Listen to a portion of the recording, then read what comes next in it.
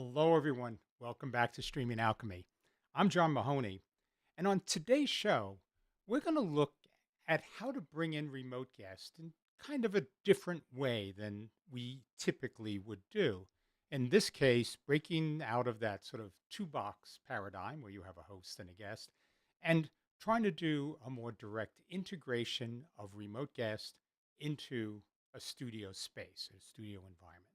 But before we get to that, I invite everybody, if you have any comments, questions, just post them below and we will try to get to everything here live on air. And if you'd like to join us here live on air, we do have a link in the show notes. So please feel free to click and somebody from the studio will get you on.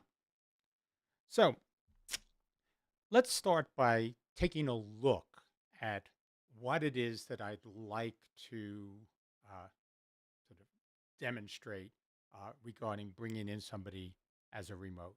So if we switch over here, we can look and say, this would be your typical, I have a remote guest and they're just coming in. And then when I want to have that guest appear, let's see, I have a video coming out here. Give me a second. Not sure why.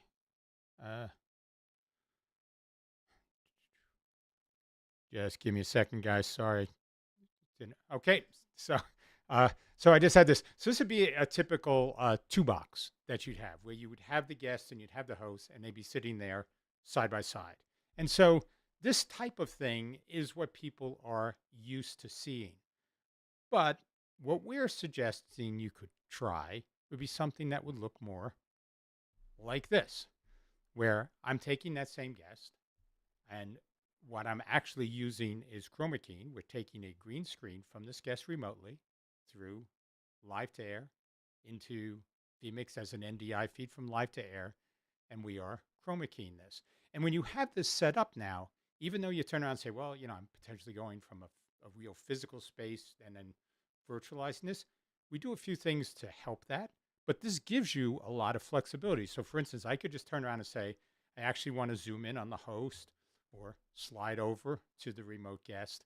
Now the experience of your audience, and in fact, the way that that host may feel more integrated, both can be sort of powerful ways to bring in remote guests without it feeling like your classic meeting multi-box shot. And we think this could be interesting. So we're going to go through exactly how we did that. But before I get there, I'd like to just touch on, we have a few comments that are here. So I want to make sure we get to say hi. So Automation, thank you. Always great to see you here. Great to have you. So we also have you. So you, thank you for joining us here. Definitely appreciate that. Wolfgang, yes, I mean, Wolfgang has been great to work with. He actually has our LiveToAir software, so hopefully this is something that you might be able to use, Wolfgang. So thank you for joining. James, good to see you, James. Thank you for coming here on a live show. And Guy, good to see you, Guy. We have some good things coming for you, so just hang in there. We do have some stuff with LiveToAirZ that we mentioned to you before that we'll be getting over to you. So thank you for joining. Okay, so, and we have SpinStream. I'm sorry, almost missed that. Coming from Denver, SpinStream. Great to have you here. Thank you. Michael Drummond, glad to have you here. And yeah, hopefully this is something that could be useful to folks. So thanks for joining.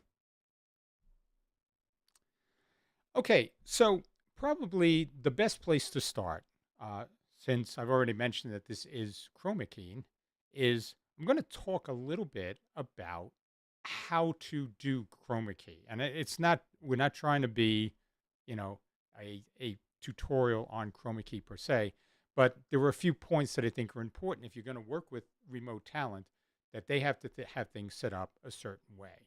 And so if we look, the first thing that's really important when you do chromakey, especially for something that you're going to be sending out remotely, is the distance between the talent and the green screen behind them. And this is important for multiple reasons. First, the green screen itself, when you shine light on it, is going to be reflecting that light to a certain extent. And that light will become sort of green tinted. That's basically why we perceive the color as green when we see it. Uh, so, what you end up with then is what's called spill. You have green reflective reflections sort of bouncing onto the back of your talent if they're too close. So the first reason you want to create separation between the green screen and talent is the spill. But the second one is the talent is also going to be lit, and they can cast shadows on the green screen. And that does, a few different things. So if you want shadows and you're going to sort of integrate those, that's one thing. For most things like this, you don't. And so once you have those shadows, you could see those coming into your chroma key when you do that. And it also can make chroma keying a little bit more difficult because it's creating different shades of green on the screen itself. And that sort of brings us to our next point, is that you really need to create as smooth a light across the surface as possible. It should be evenly lit, and it doesn't have to be incredibly bright. I mean, there are folks who would recommend doing sort of 1 or 2 stops lower than the way you're going to light your talent, and that would be okay. The important thing is that it be a consistent, even light, and you can do that through a few things. So first, to sort of see here, is you just have sort of a diffusion box, something that can cast a bigger, more diffuse light on the back end. That's going to eliminate some of the hot spots. And a hot spot is just like a really bright area that then fades as it gets further out, which is what you get if you just sort of held a bulb or shined a flashlight. You get that sort of hot, bright middle that then fades out. So that's one thing with the lighting. You're probably going to want to do lighting from both sides, or from the top. There's multiple ways to do it. But the other piece to this then is that you want those lights to be coming in at 45 degrees, because that's going to give you probably the most even spread of light with the minimum of sort of hot spots, really focused areas of light. So that's one thing, but based on the size of the space that somebody's in, pulling those lights further away will make them more diffuse and create a more even light spread across your green screen. So that's another thing to keep in mind. If you have the space, pushing the lights back and having them go at 45-degree angles in with sort of diffuse surfaces, that's really ideal. Even if you don't have a lot of space, there are multiple ways to do this. You could take a light and actually use a bounce card or a bounce sheet where you're shining the light onto the bounce card, which then shines it on. So you are effectively, that distance is sort of double, or however you position the card onto the light. So there are different ways that you can do this, which may accommodate smaller spaces, but still give you what are effectively the sort of large surface area spread that you get with diffuse lights placed further away. So that's, the second piece to this. The third piece is that you have to think about lighting your talent completely independently from lighting the green screen. Getting the green screen has its own set of things, and it's really to be sort of flat, low contrast lighting. You're just looking to get an even illumination there. On your talent, that's very different. What you want in your talent is to have them lit in a way that sort of matches how your virtual set, or how you're going to be injecting a set or some sort of video space behind them. It should match how the lighting is done there. So if, like here, I have a key light here and I have a sort of a wide fill light here. If I were to be putting somebody in this, I would need to reflect that, to have that match with the talent I was bringing in. So you get that same, it belongs there. It's lit the same way, it feels the same. So that's another element here. And you would typically do sort of your traditional key and fill. And you would also do, from a 3-point lighting thing, what they call a rim light or a hair light. Uh, with chroma keying, there is another element to this. And this is sometimes if you have some green spill, which you will likely have unless you have very large spaces, uh, you'll have some level of green spill that will be going across the back of your talent. What you can do is you can put a colored gel that if you look at this color wheel here that I have, you can see that every color that's on this wheel, like if you look at green across from these have this green and this lighter green, you can see across from the green is red and across from the lighter green is this magenta. The chroma keying fabric, and for most chroma key setups, does reflect more of this light chroma key, this light green color. And so that means that if you were to shine a slight magenta colored light as a rim light, and maybe not even the exclusive rim light, but if you have a slight magenta tint to that light, that will subtract any green spill that may be getting on the back of your talent. Not always needed. A lot of software today is very good at handling that, but just something to be aware of in terms of how do you handle lighting for a chroma key scenario. So those are all the lighting elements, but there are a few more things that I want to touch on, which are really around the camera itself and how you set this up. If you're going to have somebody join in remotely, what I would not recommend is doing something like with just a webcam and a green screen or something like that. That would not really work. You want to have a camera with decent manual controls, and you should turn almost all the automatic things off. So you don't want you want to do manual white balance. You don't want to have any adjustments because that's going to change the color cast of everything, which if you're keying is a bad thing. You want like exposure to be set manually so you don't have brighter and darker frames of video coming in from the remote guest based on, if they lean forward, get reflections, other things like that. You also want to turn around and say, I've got like focus should be locked. You don't want focus shifting. You don't want any sort of automatic gain running. So things like that should all be switched off. So you dial in the image that you want from the camera, and then that's what you feed. It doesn't change during the stream. And I think that's really important as you think about it. And that will let you maximize image quality because when you are moving video across the internet, it is using some form of compression. And for WebRTC, it's typically going to use something like H.264 or something very similar to that. And the color space in H.264 is slightly deprecated. So you're dealing with what's called 420 color space.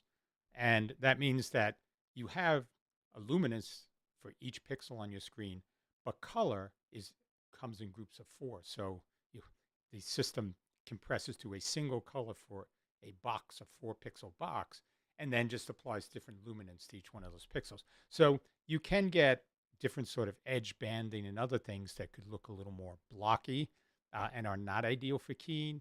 But if you maximize all these other things and bring that guest in at as high a resolution as possible, I mean, we definitely would recommend like a 1080p. That would be the ideal way to do that chroma key capture. A green screen capture that you'll chroma key on the studio side. Okay, so that's sort of an overview of chroma key. Let me see if I think we may have a few more topics, a few more comments here. Would LiveToAir be able to take phone calls? So LiveToAir doesn't take a traditional phone call, but you can just do audio only. And because it is compatible with a mobile device, you could effectively just have somebody click on a link, connect via audio, and just talk on screen. So you get sort of the low bandwidth and everything else that you can get from that. But it doesn't have a dial-in number, an actual dial-in number, because that requires a whole different infrastructure, which really is not something we've built out for LiveToAir. So, but thank you for that. So Michael's asking, do you like the green screen or the talent first? So there may be different views on this. My approach would be to light the green screen first, because you want to really position that, get that evenly lit, and from there you may want to position the talent either closer or further away. Once you see how much spill is coming in, and everything that would go with this, in terms of once that light, if it's bouncing, if there's other types of things, you want to make sure that you have that all set. My opinion. This is, different people may have different approaches. And then you go and you light to match, because as I said, you could light around multiple stops lower for the background, for the green screen backdrop than you would for the talent. And so that's, just a different approach that I would take between, lighting one, then lighting the other, but they are separate. You should never use a light you're using for the foreground to illuminate the background, and vice versa. They should be two separate lighting setups that you use when you're doing chroma keying. Okay, so let me dive into the vMix session here, and I'll talk a little bit about how we have this all set up. So let's see here. If I start by, let's look at our guest over here. So this is our guest that's coming in remotely. And if I jump in here, you can see that effectively, I'll just shut this off here, I just have this green screen coming in. And when I click on color key up here, and this is under color key, as you click the gear on the input, go down to color key, and you turn keying on. You can just use the eyedropper and click on the backdrop right here to get a start point. And then you use the chroma key and the filter. So this is more dialing in the color that you want to focus on. And this filter gives you more of a spread that it's willing to accept for that green, and gives you a sort of a little cleaner look.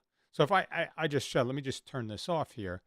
You can see that at this point, there's basically, it's not really much of anything. You have some little bits here, but when I turn this on now, it's spreading in. So if I can dial this in and try to get this to be exactly dialed in on the color, and then sort of work with the spread here. You also notice that along the edges, you can get sort of a little bit of fuzziness or blockiness. And that's what anti-aliasing does. That takes things that are square and it tries to smooth them out. So stair steps become more of a linear line, a little more blurry and other things. But that's something that sort of goes with doing these types of chroma keys. But that's how so we have this guest that is coming in, and we can get a reasonable key for this guest here. And we think that's sort of the heart of this. So what else do you have to do here? So in addition to dialing out the background, what you also want to be able to do is you want to try to match the color, space, the color tonal space that you would have in your studio from your studio camera. So you may turn around and say, I may need to make this a little red, or I may need to, to sort of drop this, or make it a little darker or a little bit lighter, whatever I want. So you can sort of work to dial this in more, and get this to the level where you sit there and go, yeah, this looks like what I want. And you can see you can actually play a lot with the color in here to get this to be what you want. And you always, in vMix, you just do a quick reset and refresh that back. But that will give you that next level where now that we have the key at a reasonable point, let's try to match the color space and sort of what would traditionally be color matching cameras, because one of these cameras is now just remote. So we are effectively doing that here. So that's basically how we do the keying in vMix. So for this is just something I set up here, which shows, put this here. This just shows our remote guests coming in virtual set. I used that for the intro as sort of what they could look like if they came in remotely. And this I have here set up as our 2-box. And we've all, seen this before. 2-box is just multiple layers. We have the 2 layers, we crop and we size them. And that's how we have this set up here. Then we have a couple of extra elements. I'm going to talk about that in the next piece, but these are just additional assets that I put in to help sell the image, the integration of this remote guest image into our actual set. And so the first one that's sort of a real image here is, this is our guest here, our host here. And so if we have this plane, this could actually be a camera in a studio. It could be some camera I'd have set up here. And if I had space next to me, you could actually have that set up. And that's what you would see here. This would be the camera coming in. Then what I have right here, let's jump in, is the first integration of the host and the guest. And the way I do this is there are 4 layers. And this is part of sort of, which we'll get into the next thing, but selling the image as being actually in the studio. So we have as our backdrop, this would be the camera in the studio with the host in it. Then we added another element. We added the seat back, and we put that in there. So if you look at the guests down here, you can see just in here when they move their arms and do other stuff, you can see that seat back. That helps to place them in the studio with your guest. And so we have that baked in there. Then we have the guests themselves that they're put in here and positioned, so they're sized and positioned correctly. And then the other thing we have is we sort of took, this is sort of a bit of an overlay that you can see right here. So we took and extended that as an overlay over this part. So you can see when their hands go down, you get that it's covered just like the host hands are covered. And again, this is just creating sort of layers of hints to somebody's eye that says that is really there. Now it's not perfect, and remote chroma key is a more difficult thing to do when you're dealing with higher compressed video. But if done sort of with care, you can actually make something that looks reasonably good. And if you look over here, let me close this out here. If you look at what you see here, this is not a bad image. Can you tell? Yes, but it does tend to sell what we're trying to do here, which is place that remote into the studio with the host. And so that's, basically the core of bringing all this in. Then the other piece that I showed at the intro was, I have the host here, and then I can just sort of go in and zoom into the host and slide over, and you can do this back and forth. You could go zoom in right to the remote guest. So these types of things. We had to do a few things to make that happen. So first, we're using the merge inside of vMix to do this type of, slide in, slide out effect. The other thing we have to do, and this is very important, it's a new feature that was added, I believe, in vMix 27, is the ability to flatten layers. Why are we doing this? So if we look over here with the host coming into the studio, I'm pulling that in here, and this is sort of composited, and I use that to zoom. But if I go over to host in studio, if I were to zoom this, the only thing that would be zoomed would be my background.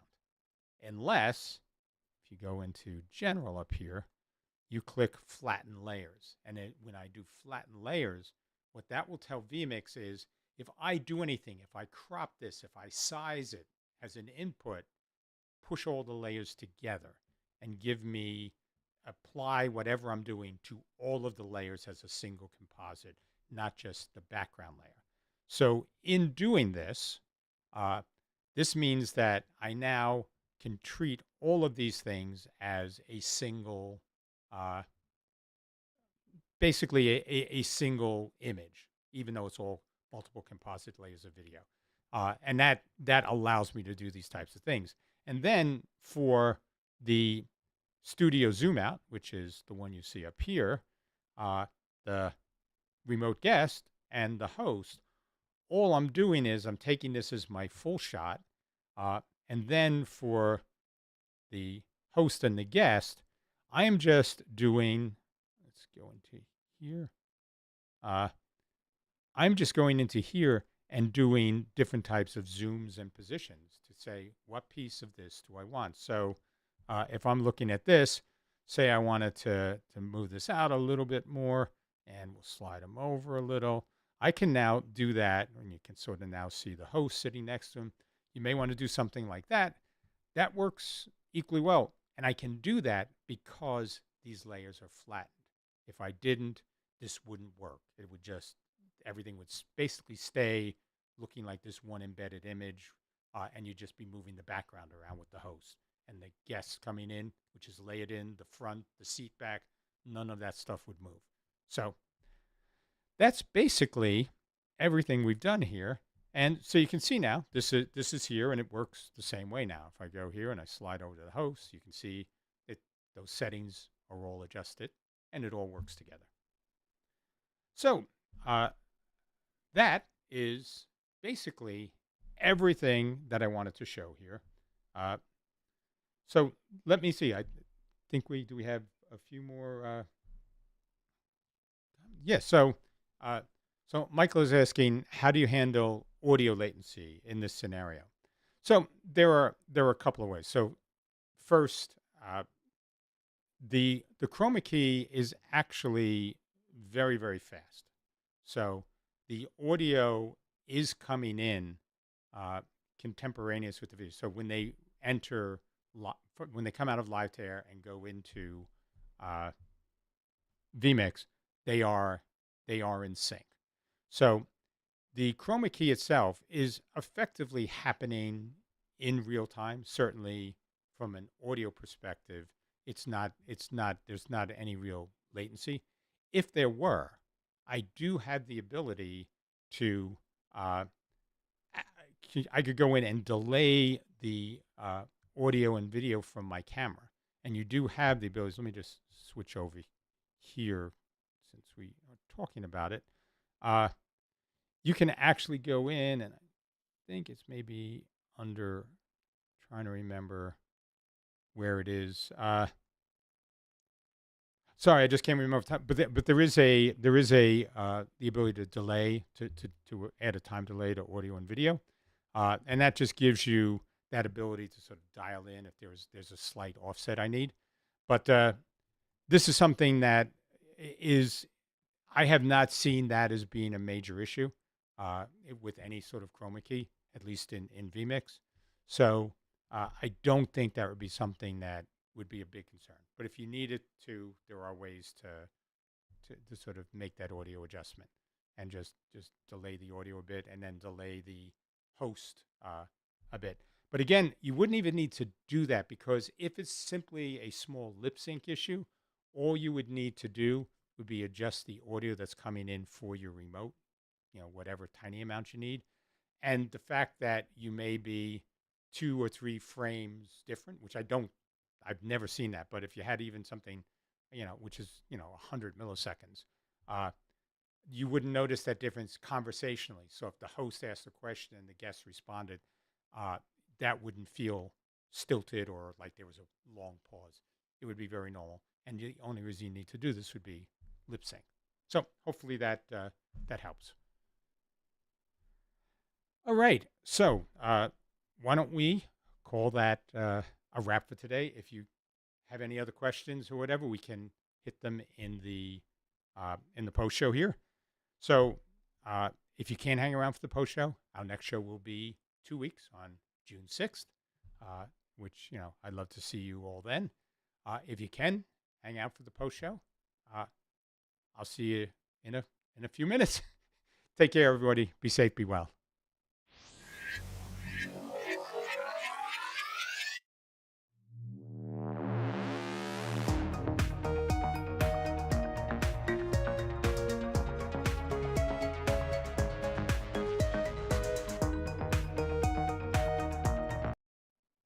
All right. Welcome to the post show, everybody.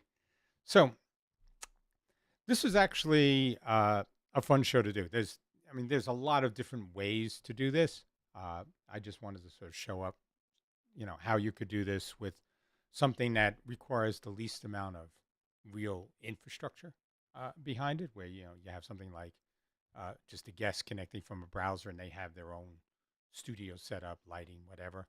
But you don't need to be doing things like you could, with SRT or, you know, NDI bridge or other things where you could be bringing, a full camera feed in. This gives you a lot more flexibility in that sense, where if the guest has this and you could just bring them on, you don't need to do port forwarding or any other types of network setups. This would sort of all be handled as part of your, your LiveToAir WebRTC connection, and it only requires a browser on the remote end. And you could do this with multiples as well. So if you had, 2 or 3 people, you could set this up so you could effectively almost be like at a table and just be talking to each other. And that could be very interesting. You could also do this for things like webinars or whatever, where you may want to have somebody that is talking with somebody else, going through, a product or explaining a procedure or anything like that you would normally have in the webinar space. You can now do this in a way that feels more immediate and engaged, especially if you are looking to create that sort of engagement with an audience. If you have hosts that are engaged with each other, even if one of them is remote and one is local, I think that sort of stimulates the sense of let's have a conversation. And that can be a powerful thing, especially if you have clients that are really looking to create that engagement with people that they want to have interested in a product or interested in a technique, or just in a classroom setting where they want to, hammer certain points home and certain important details about a subject. All those things now might be a little more immediate and feel a little more natural to somebody that's watching, if that person feels like they're in the studio with you. So let's see, if you guys have any other questions, just get them in. But this is also something I thought was important in the context of different ways to start to think about how you are producing shows with remote participants. I think for all of us, we are always looking at ways to make it feel less like a classic meeting space where you have people in individual boxes and it's all rectilinear, one space, boxes next to each other. And if there are different ways to do it, even if it's different types of bordering, different types of transitions between people, different ways to, move those boxes on screen to at least create a more dynamic sense to the production. I think that's another really cool piece to all of this, where if you can do that, you're actually helping with keeping people engaged, not necessarily just asking questions, but visually, mentally connected to what's going on. And I think people need to have that sort of dynamic visual input, as well as good content. I mean, that it always starts with the content, but to having that sort of thing to keep somebody focused. And we learn that in movies, where you do cuts and other types of shot transitions, because that helps sell dialogue, sell action, sell momentum, to create momentum in a story arc that you want. Same sorts of things apply even to more traditional, webinar-ish types of topics and subjects. So that's another important thing to keep in mind, I think, as we look at this. Well, it doesn't look like we have any other questions, so I guess we can sort of do a short post show today and wrap things up.